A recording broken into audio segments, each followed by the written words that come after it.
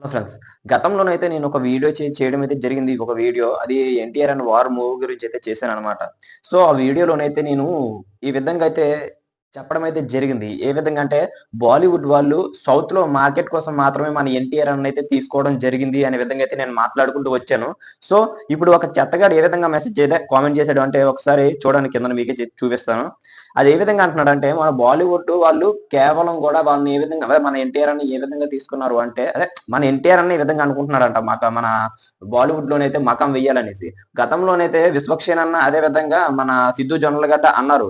"మా నాన్న నువ్వు బాలీవుడ్‌లో సెటిల్ అయిపోవచ్చు కదా!" అనేసి ఆ ఇంటర్వ్యూలోనైతే చెప్పడం అయితే జరిగింది. మన 'దేవర' ప్రమోషన్‌లో అయితే. మన 'ఎన్టీఆర్' అన్న ఏమన్నాడు? "అమ్మో! నేనైతే అక్కడ ఉండలేను.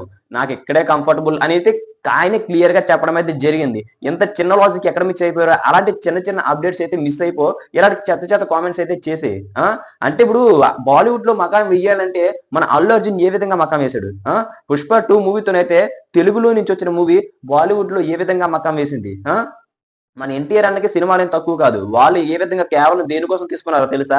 మన ఓన్లీ సౌత్‌లోని మార్కెట్ కోసం మాత్రమే, బిజినెస్ కోసం మాత్రమే తీసుకున్నారు తప్పించి, వాళ్ళకి వేరే ఉద్దేశ్యం లేదు. అంటే ఇప్పుడు మన నుంచి ఇప్పుడు 'ఎన్టీఆర్' అన్న అంటే మన సౌత్‌లో మంచి క్రేజ్ అయితే ఉంది. సో, ఈ క్రేజ్ నుంచి కూడా మంచి లాభాలు పట్టుకోవాలనేసి ఆ మూవీ తీసుకున్నారు తప్పించి, వేరే ఉద్దేశ్యం లేదురా పప్పీ. నీకు అర్థమవుతుందా?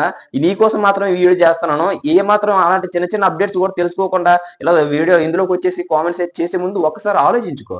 అర్థమవుతుందా? ఏ చిన్న ఇన్ఫర్మేషన్ కూడా తెలీదు. అంత క్లియర్‌గా చెప్పాడురక్కడ.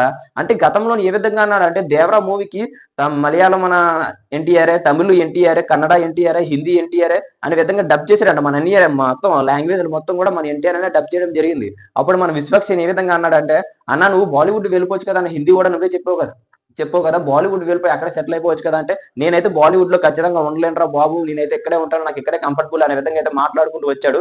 ఇదైతే చాలా హాట్ టాపిక్ గా మారిందనమాట గతంలోనే. మరి ఇప్పుడు ఎందుకు వచ్చి ఈ విధంగా కామెంట్ చేసావు? బాలీవుడ్‌లోని మకాం వెయ్యాలని కాదురా. మన సౌత్‌లో నుంచే బాలీవుడ్‌లోని ఇప్పుడు చెప్పాలంటే ఇప్పుడు మన ఎన్టీఆర్‌ని బాలీవుడ్‌లో మకాం వెయ్యట్లేదెళ్లి.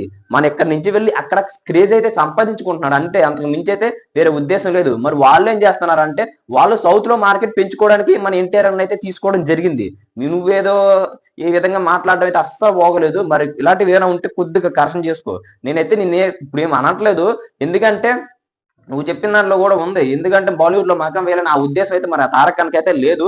మన ఇక్కడ టాలీవుడ్‌లో ఉండే బాలీవుడ్‌ని ఏలే అవకాశాలైతే మన బన్నీ అన్నకి ఆల్రెడీ వచ్చాయి. ఇప్పుడు ప్రెజెంట్ అయితే మొన్న 'పుష్ప 2'తో అదే చేసాడు. మన ఎన్టీఆర్ అన్న కూడా అదే చేస్తాడు ఫ్యూచర్‌లోనైతే. అంతకు మించి ఎన్టీఆర్ అన్న బాలీవుడ్‌లో మకాం వేసి అక్కడే ఉండిపోయే ఉద్దేశ్యం అయితే ఏమీ లేదు. నువ్వు మకాం అంటే అక్కడ ఎవరే ఉంది. సో, దీనిపైన నువ్వు కొద్దిగా క్లారిఫికేషన్ చేసుకుంటావనైతే నేనైతే అనుకుంటున్నాను. మరి అలాంటి మరిన్ని అప్డేట్స్ మీకు కావాలి అనుకుంటే మన ఛానెల్ సబ్స్క్రైబ్ చేసుకొని బెల్ ఐకాన్ అయితే క్లిక్ చేసుకోండి. అప్పుడే మనం పెట్టే ప్రతి వీడియో మీ వరకు చేరుకుంటుందన్నమాట.